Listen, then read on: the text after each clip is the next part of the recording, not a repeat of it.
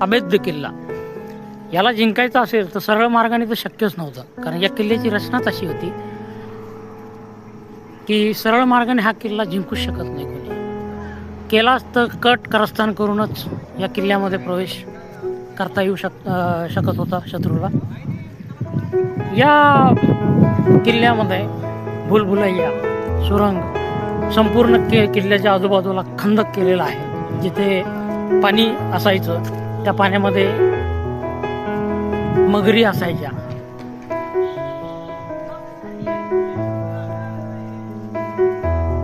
शत्रू त्या खंदकामध्ये पडला की मेलाच म्हणून समजायचा. या किल्ल्यामध्ये एक भूलभुलैया आहे जिथे इतका अंधार असतो की शत्रू जर का चुकीनं तिथे घुसला तर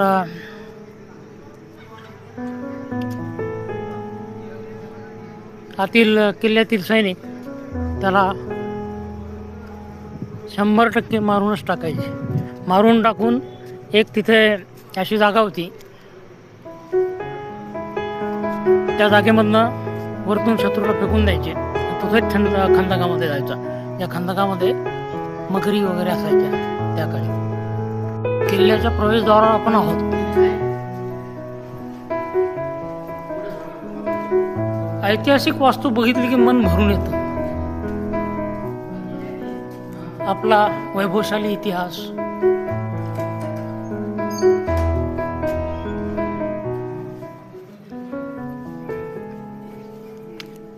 हे पहिलं प्रवेशद्वार आहे देवगिरी किल्ल्याचं. आणि इथं काही तोफा त्या काळच्या तोफा ज्या आहेत त्या ठेवलेल्या आहेत.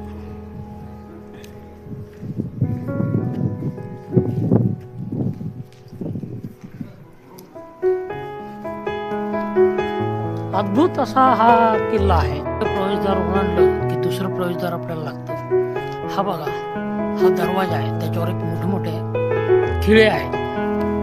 म्हणजे शत्रूने जर का हत्तीवरून हल्ला केला तर हत्तीने कसं डोकं आपटून जर का हा तोडायचा प्रयत्न केला दरवाजा तर त्याला तोडता येते नाही, कारण की याच्यावर असे मोठमोठे खिळे लावलेले आहेत. हे दुसरं प्रवेशद्वारात आपण प्रवेश करत आहोत.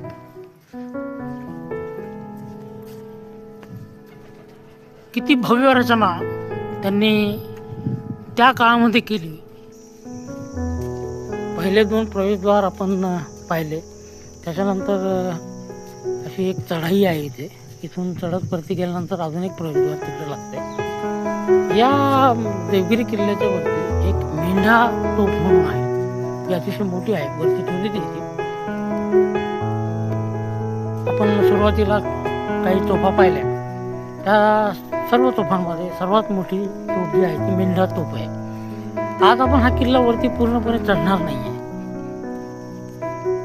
केवळ 1 महिनाभरापूर्वी इथे आग लागली होती.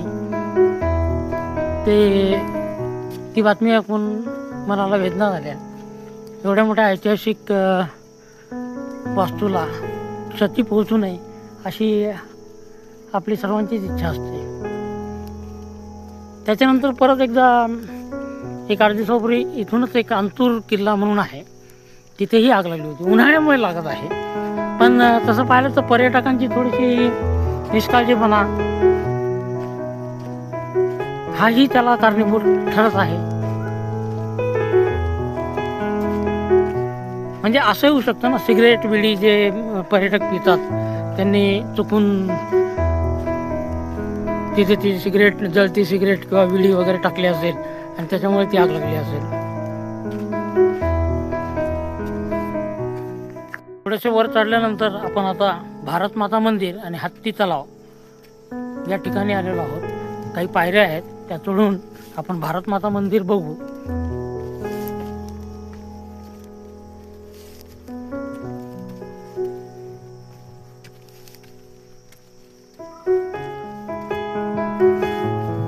आपला वैभवशाली इतिहास,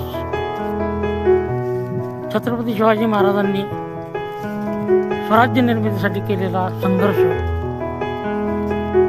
हे जरा मला तरी स्वतः भावनात्मक वाटतं. अशी शूरवीरांची गाथा ऐकल्यानंतर मन भरून येतं. हा आहे हत्ती तलाव. असं म्हणतात की इथं हत्तींना स्नानासाठी आणायचे. आता पाणी नाही आहे, कोरडा पडलाय तो. आणि आपण चाललो आहे भारत माता मंदिरकडे. दर 15 ऑगस्टला इथे एक मोठा उत्सव होत असतो भारत माता मंदिरमध्ये.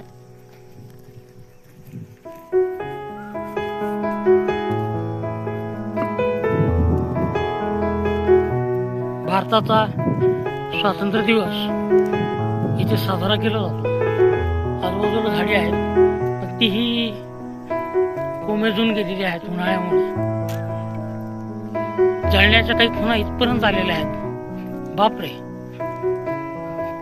म्हणजे पायथ्यापर्यंत ती आग आली होती. हे काय सगळं, अरे बापरे बापरे, मी काय बघतोय.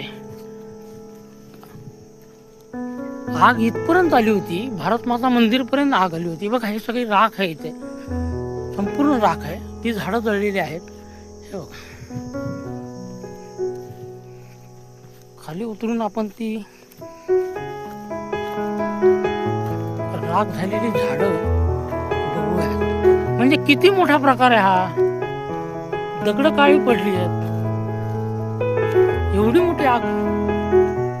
हे बघा, ही सगळी राख आहे. इथे राख आहे काळी, इथपर्यंत राख आहे. हे झाड जळालेलं आहे बघा.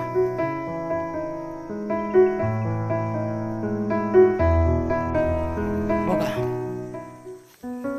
हे सगळे जळालेली राख, अवशेष सगळे.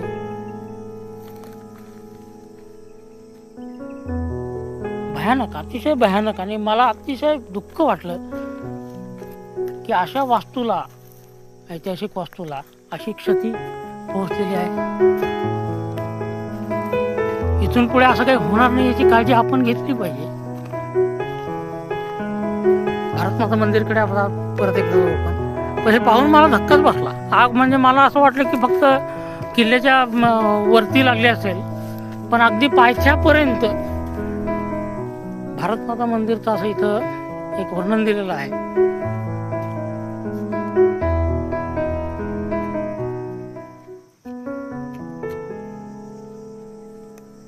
भारत माता मंदिरकडे आपण जाऊ आता. संध्याकाळच्या वेळेस आपण दौलताबाद इथे आलेलो आहोत देवगिरी किल्ल्याला भेट देण्यासाठी. ती बातमी वाचतीच होती आणि वाचल्यानंतर वाईट तर वाटलंच होतं. हा बघा देवगिरी किल्ला. आज काही देवगिरी किल्ला पूर्णपणे आपल्याला चढता येणार नाही. एक तर संध्याकाळचे 5:30 पावणे 6 झालेले आहेत. संध्याकाळी तसंही किल्ला हा पर्यटकांसाठी आणि जे बघायला येतात त्यांसाठी बंद असतो.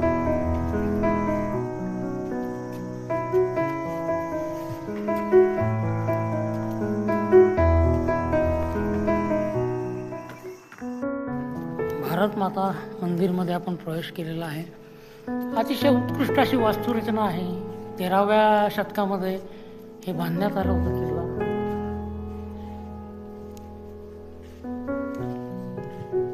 भारत मातेचं दर्शन घेत आहोत आपण.